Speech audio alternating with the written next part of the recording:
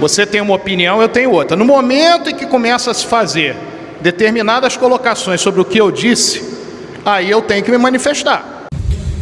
Olha, gente, muito bom dia. Ontem teve a reunião no Conselho Deliberativo para deliberar mudanças aí no Estatuto para a SAF, para uma possível sociedade anônima do futebol.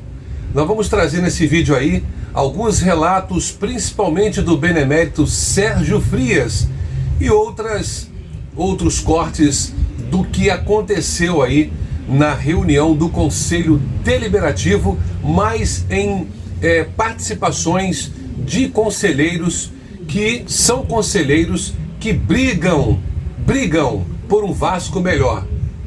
Nesse vídeo.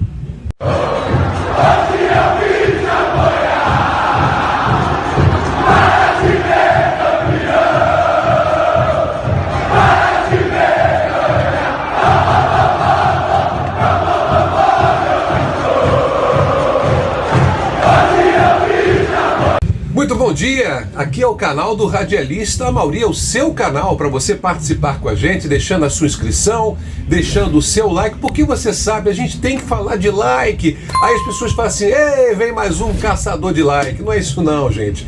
É porque se você não curtiu o vídeo ou não descurtiu o vídeo, o YouTube não vai recomendar, porque quando você vê um vídeo e não curte, o YouTube entende que você não gostou. Então, ó, deixe o seu like aí e comente também, participe, interaja com a gente, porque esse canal aqui é democrático.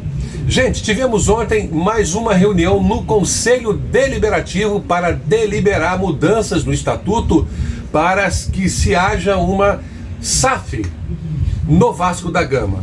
E nós vamos trazer a participação do Sérgio Frias, né? E Sérgio Frias fala sobre sua participação na reunião do Conselho Deliberativo de ontem, né? A democracia de fachada atropela o Vasco. Sérgio Frias fala sobre os episódios aí absurdos, né, na condução do Conselho Deliberativo, na reunião ocorrida ontem, atropelando todo o processo, envergonhando a democracia cruzmaltina, silenciando e desrespeitando beneméritos do Vasco. É isso aí, desrespeitando beneméritos do Vasco. Uma reforma do Estatuto que muda os objetivos do Vasco e desprotege o patrimônio do clube, sendo votada sem debate sério, né? Na correria, não sei por que essa correria louca, um debate que poderia durar mais tempo para que todos pudessem chegar a um denominador comum juntos. E essa correria aí é para agradar o futuro comprador de uma SAF tratada como única saída, porque não tem projeto, né? É a única saída, mas que na prática poderá ampliar os problemas.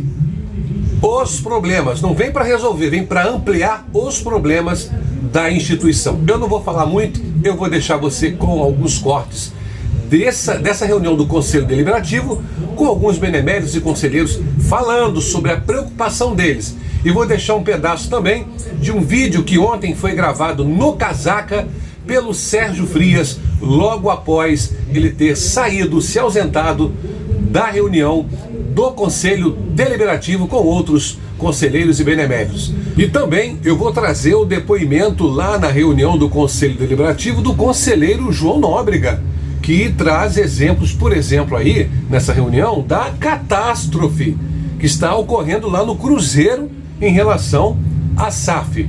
Também do conselheiro Cassiano, que diz ser a favor da SAF, porém se diz preocupado com a não transparência dos contratos. E ele pede a transparência para que os vascaínos que vão votar saibam em que estão votando. Olha, e antes de terminar esse vídeo, eu quero mandar um recado. Antes de terminar esse vídeo, eu quero mandar um recado pro benemérito Sérgio Frias. Sérgio Frias, olha, ontem na reunião do Conselho Deliberativo, você me representou como vascaíno.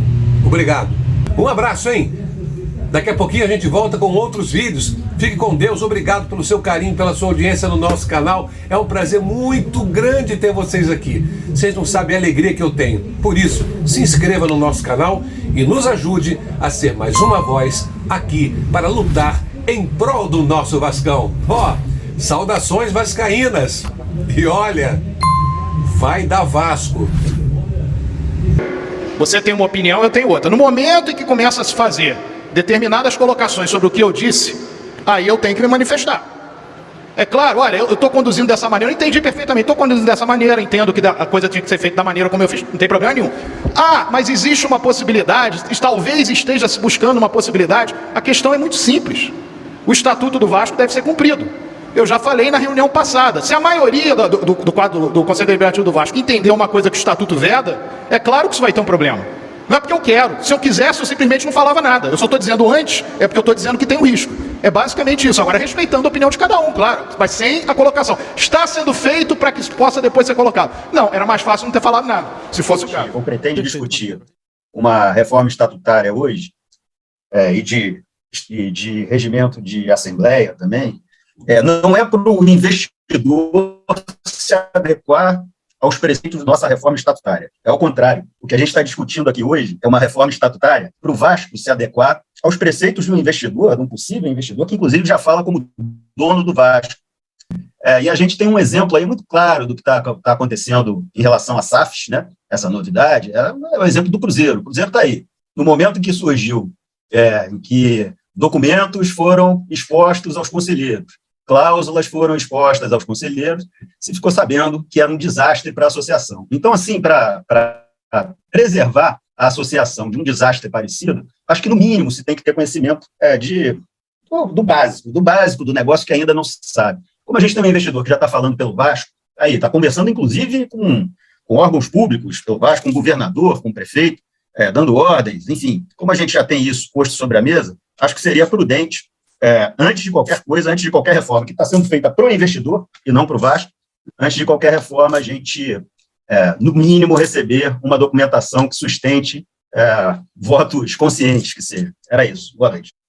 Mas conceitualmente sou a favor, não nego isso de ninguém, porém eu fui surpreendido, né, assim com um texto na nossa convocação, na reunião número 3, na reunião 03, que não tem data ainda a acontecer.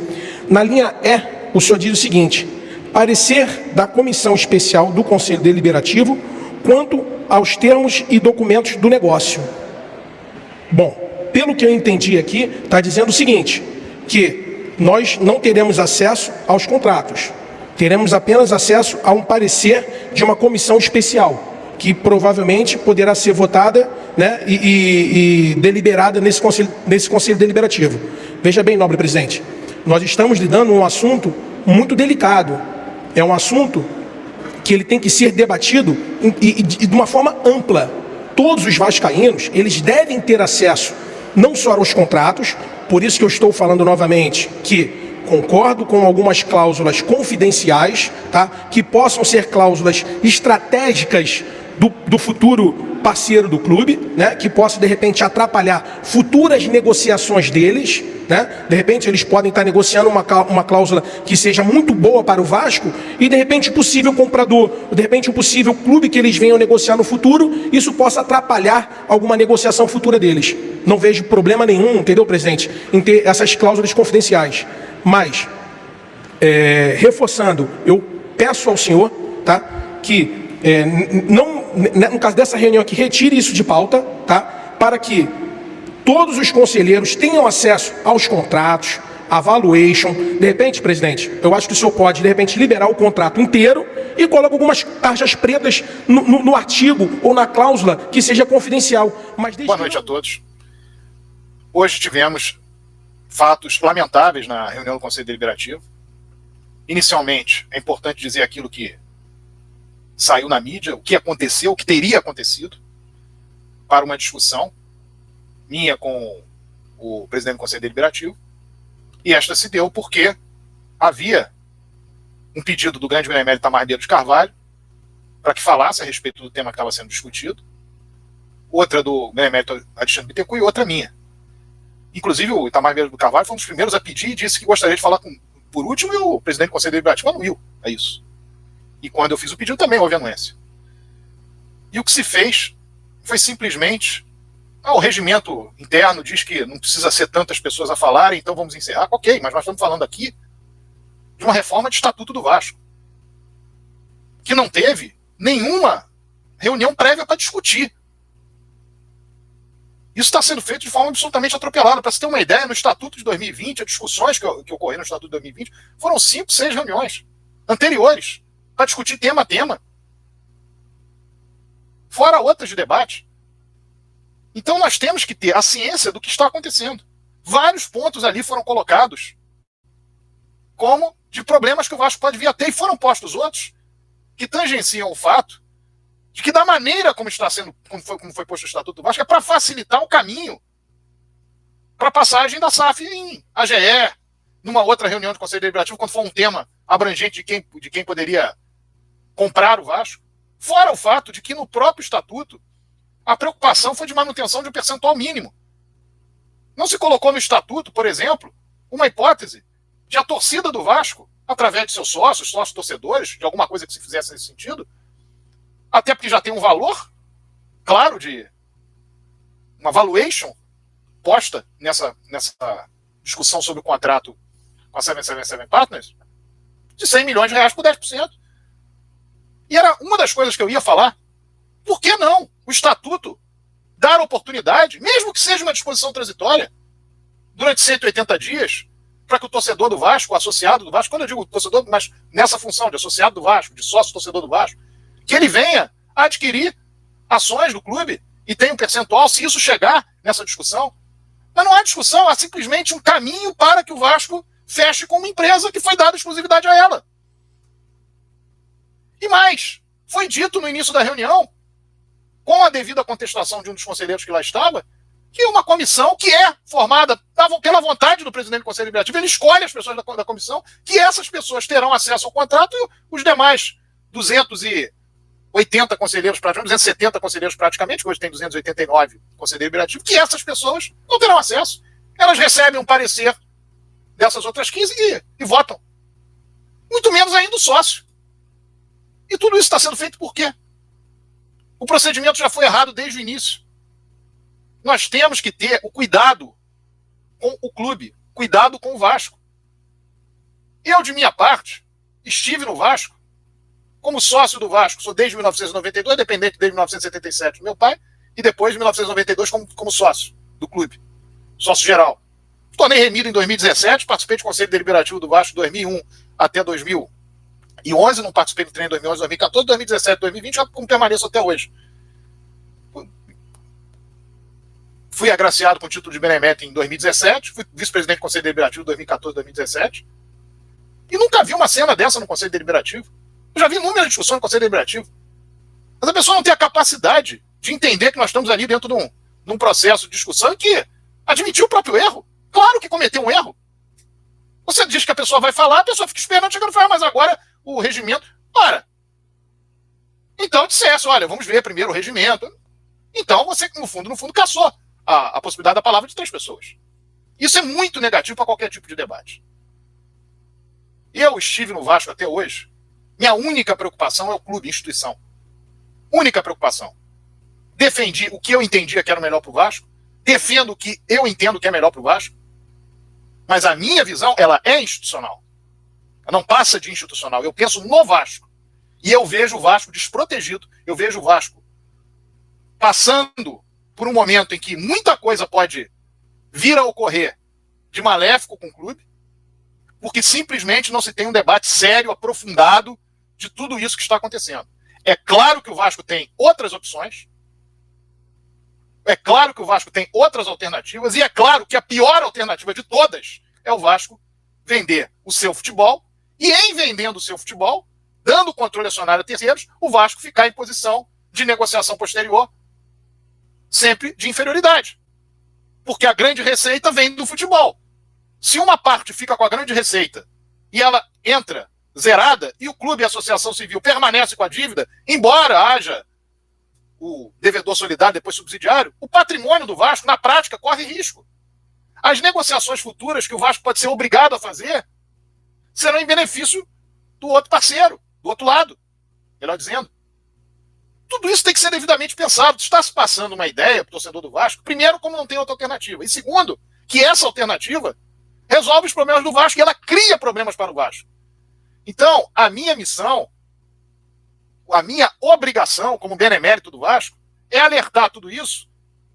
E a minha vontade na fala era passar para o torcedor do Vasco que ele pode abraçar o Vasco na qualidade de sócio-torcedor, e ele pode ter o direito, se lhe for dado esse direito, de ele ser o dono do Vasco. E não terceiros, não americanos ou estrangeiros de qualquer ordem ou pessoas estranhas ao Vasco. Fica esse recado e a minha preocupação a respeito de tudo isso que está acontecendo nesse momento. Abraço a todos, saudações vascaínas, casaca.